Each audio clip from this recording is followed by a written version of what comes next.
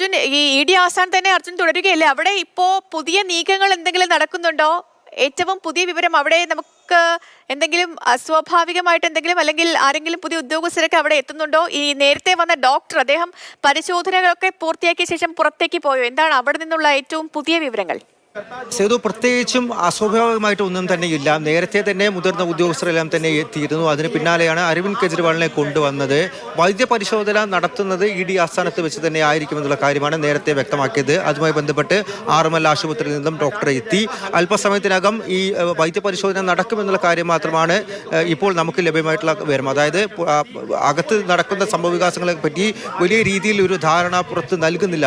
കൃത്യമായിട്ടും ചോദ്യം ചെയ്യലുമായി ബന്ധപ്പെട്ടോ അല്ലെങ്കിൽ മറ്റ് നടപടികളുമായി ബന്ധപ്പെട്ടോ ഉള്ള കാര്യങ്ങൾ പുറത്തേക്ക് വിടുന്നില്ല എന്നുള്ള കാര്യം തന്നെയാണ് വ്യക്തമാക്കുന്നത്. എന്തായാലും വൈദ്യപരിശോധന നടക്കും, അതിന് പിന്നാലെയായിരിക്കും ചോദ്യം ചെയ്യൽ ഉണ്ടാവുക. എന്തായാലും വിശദമായിട്ടുള്ള ചോദ്യം ചെയ്യൽ അത് അരവിന്ദ് കെജ്രിവാളിനെ കസ്റ്റഡിയിൽ എടുത്തുകൊണ്ട് അല്ലെങ്കിൽ കസ്റ്റഡിയിൽ എടുത്തതിന് ശേഷം മാത്രമേ ഉണ്ടാകുന്നുള്ളൂ എന്നുള്ള കാര്യം ഉറപ്പാണ്. അതുമായി ബന്ധപ്പെട്ടാണ് നാളെ തന്നെ PMLA കോടതിയെ സമീപിക്കാൻ വേണ്ടി ED നീങ്ങുന്നത്. പക്ഷേ അരവിന്ദ് കെജ്രിവാളിന്റെ ആരോഗ്യസ്ഥിതിയെല്ലാം തന്നെ കണക്കിലെടുത്തുകൊണ്ട് അദ്ദേഹത്തെ നേരിട്ട് ഹാജരാക്കില്ല. ആരോഗ്യസ്ഥിതി മാത്രമല്ല, സുരക്ഷാ കാര്യങ്ങൾ പ്രത്യേകിച്ചും നാളെ രാജ്യവ്യാപകമായി പ്രത്യേകിച്ചും ഡൽഹി കേന്ദ്രീകരിച്ച് ഉൾപ്പെടെ വലിയ രീതിയിലുള്ള പ്രതിഷേധങ്ങൾ ഉണ്ടാകും. അതുകൊണ്ട് സുരക്ഷാ ക്രമീകരണങ്ങൾ ഉൾപ്പെടെ കണക്കിലെടുത്തുകൊണ്ടാണ് വീഡിയോ കോൺഫറൻസിംഗ് വഴി PMLA കോടതിയിൽ ഹാജരാക്കുക, തുടർന്ന് കസ്റ്റഡി അപേക്ഷ സമർപ്പിക്കുക, കസ്റ്റഡിയിൽ വാങ്ങുക എന്നുള്ളൊരു നീക്കത്തിലേക്ക് ED എത്തിയിട്ടുള്ളത്.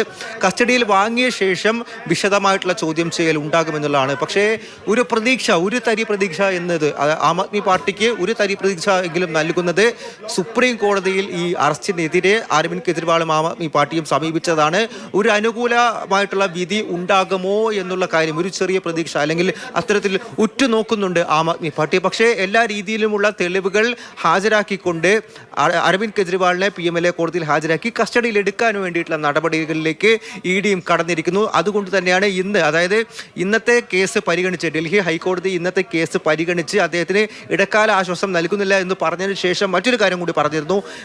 EDയോട് ഈ സമൻസുമായി ബന്ധപ്പെട്ട് അല്ലെങ്കിൽ അരവിന്ദ് കെജ്രിവാളിന്റെ ഹർജിയുമായി ബന്ധപ്പെട്ട് ഒരു മറുപടി നൽകാൻ ആവശ്യപ്പെട്ടിരുന്നു. പിന്നീട് ഏപ്രിൽ 22-ാം തീയതിയിലേക്കാണ് ഈ കേസ് വീണ്ടും പരിഗണിക്കാൻ വേണ്ടി മാറ്റിവെച്ചത്. അതായത് അടുത്ത മാസം 22-ാം തീയതിയിലേക്കായിരുന്നു മാറ്റിവെച്ചിരുന്നത്.